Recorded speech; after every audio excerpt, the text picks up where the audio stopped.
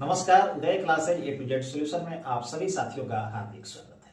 हमारे वैसे सभी साथी जो प्रधान शिक्षक परीक्षा उत्तीर्ण है और पदस्थापन का इंतजार कर रहे थे, काउंसलिंग प्रक्रिया पूर्ण कर चुके थे और कुछ साथियों का डाउटफुल था, उनका काउंसलिंग पूर्ण नहीं हुआ था, तो उन साथियों के लिए खुशखबरी है कि विभाग के द्वारा आज ही प्राथमिक शिक्षा निदेशक पंकज कुमार जी के द्वारा काउंसलिंग का शेड्यूल जारी कर दिया गया है। और जो साथी हमारे पदस्थापन का जो इंतजार कर रहे थे उनके लिए मतलब दो महत्वपूर्ण खबर आज आई है। एक प्रधान शिक्षक के काउंसलिंग से संबंधित और दूसरा पदस्थापन से संबंधित। इन दोनों बिंदुओं पर हम लोग चर्चा करेंगे। हालांकि ये दोनों खबर आप सभी साथी आप लोग सोशल मीडिया के माध्यम से आप लोग देख चुके होंगे, इसका पत्र जारी हो चुका है, फिर भी इस पर हम कुछ उसके मुख्य बिंदुओं पर हम लोग चर्चा करेंगे। सबसे पहले जो डाउटफुल वाले जो साथी हैं उनके विषय में मैं कहना चाहूंगा कि उनके लिए 8 और 9 जनवरी काउंसलिंग का डेट निर्धारित हुआ है। तो आप अपने इस निश्चित तिथि पर निश्चित रूप से उपलब्ध करके आप अपना काउंसलिंग पूर्ण कराएं। पिछली बार काउंसलिंग के दौरान जिस कारण से आपका डाउटफुल हुआ था उन कागजात को इस बार आप लेकर के जाएं कि ताकि आपका काउंसलिंग पूर्ण हो सके और आपका पदस्थापन हो सके। दूसरी बात है पदस्थापन से संबंधित। हम सभी साथी ये इसका इंतजार कर रहे थे कि पदस्थापन कब होगा, क्योंकि विशिष्ट शिक्षक का भी पदस्थापन हो गया और ट्रांसफर के लिए जो साथी जो आवेदन कर दिया है तो वो भी अभी प्रक्रियाधीन है और प्रधान शिक्षक की कोई सुगबुगाहट नहीं थी। और इस बीच अचानक से पत्र जारी हुआ है कि प्रधान शिक्षक के पदस्थापन के लिए सभी अभ्यर्थियों से जो भी सफल अभ्यर्थी हैं उनसे 3 जिलों का ऑप्शन मांगा गया है। अब हमारे बहुत सारे साथियों का कहना यह है कि जैसे विशिष्ट शिक्षक का पदस्थापन उनके मूल विद्यालय में ही उनका जो हो गया और ट्रांसफर में जैसे पंचायत और प्रखंड का ऑप्शन मांगेंगे उस तरह से इसमें भी ऑप्शन मांगेंगे। तो ये सारी चीजें ये बाद की बात है, क्योंकि ये आपका पदस्थापन है, ये आपका ट्रांसफर नहीं है। और प्रधान शिक्षक का पद जिला संवर्ग का पद है और प्रधानाध्यापक का जो पद है वो कमिश्नरी संवर्ग का पद है, प्रमंडल संवर्ग का पद है। तो आपका किसी भी कमिश्नरी जो प्रधान शिक्षक है आपका किसी भी जिले में पोस्टिंग हो सकता है।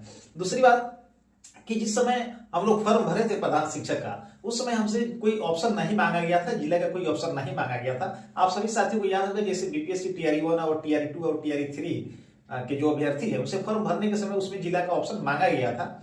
हालांकि टीआरई 3 के रिजल्ट में जिला अलॉट अभी नहीं हुआ है, जिला अलॉट होने वाला है। और टीआरई 1 और टीआरई 2 में आप लोग देखे होंगे कि रिजल्ट के बाद में उन अभ्यर्थियों का जिला अलॉट हुआ था। और प्रधान शिक्षक का फॉर्म भरने के समय हम लोग से कोई ऑप्शन नहीं मांगा गया था, उसमें हम लोग ऑप्शन नहीं दे पाए थे। तो आज जिला का ऑप्शन यदि मांगा गया है विभाग के द्वारा तो हमें बेहिचक जिला का ऑप्शन देना चाहिए। ये बहुत चिंतित होने की बात नहीं है कि 3 जिलों का ऑप्शन जो मांगा गया है पता नहीं किस जिले में होगा। तो मैं उम्मीद करता हूं, जैसा कि मेरा अनुमान है कि हमारे जो अधिकांश जो साथी हैं वो उनको अपना गृह जिला ही मिल जाएगा। अब आप कहेंगे कि आप ये किस आधार पर ये कह रहे हैं, तो देखिए बहुत सारे ऐसे जिले हैं जहां रिक्ति अधिक है और कम संख्या में अभ्यर्थी पास है, और कुछ जिले ही ऐसे हैं कि जहां रिक्ति से अधिक अभ्यर्थी पास है। तो अधिकांशतः लोग अपने गृह जिला में ही रहेंगे और बहुत कम लोग दूसरे जिले में जाएंगे। जैसे मैं आप लोगों के सामने मैं उदाहरण जैसे आप लोगों के सामने मैं रखना चाहूंगा, जैसे अररिया जिला में 1197 रिक्ति है, 1197 रिक्ति है और वहां मात्र 850 लोग उत्तीर्ण हुए हैं। तो वहां जितनी रिक्ति है उससे कम लोग वहां उत्तीर्ण है, तो जिले से बाहर कहां जाएंगे, जिले में ही रहेंगे।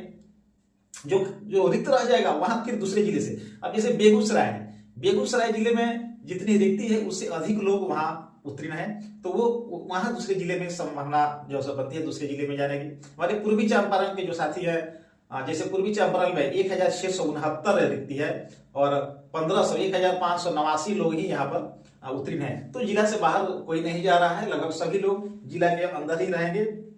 और भी इस तरह का और भी आपको बहुत सारा उदाहरण है। जैसे आप यहाँ देख सकते हैं, जैसे जमुई में आप जैसे देखिए कि जमुई में 816 जो रिक्ति है और वहां मात्र 724 रिजल्ट है।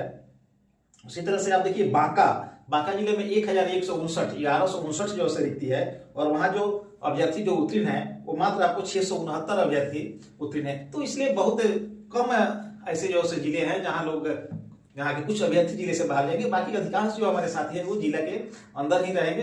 तो सबसे पहले जो ऑप्शन जो मांगा गया है जिलों का उसके लिए जो समय निर्धारित किया गया है 10 जनवरी से लेकर के और 20 जनवरी तक, इस अवधि में आप सभी साथी इस शिक्षा कोष के माध्यम से अपना वरीयता कर्म में अपना जिला के जो सो आप ऑप्शन दें। अवरोही कर्म की बात की गई है पत्र में। अवरोही कर्म यानी जो आपका प्रथम चॉइस जो है उसे आप 1 नंबर पर रखेंगे, उसके बाद दूसरा चॉइस, उसके बाद अपना तीसरा चॉइस। इस तरह से 3 जिलों का ऑप्शन आपको देना है और उम्मीद है कि आप अधिकांश साथियों का पोस्टिंग जो होगा आपके गृह जिले में ही होगा। इसके लिए बहुत ज्यादा चिंता करने की बात नहीं है। और दूसरी बात है कि आप सभी साथियों से, समाज को और शिक्षा जगत को बहुत उम्मीद है कि हमारे जितने भी युवा साथी हैं जो प्रधान शिक्षक के रूप में जो योगदान करेंगे, वे शिक्षा जगत की एक नई दिशा और दशा तय करेंगे।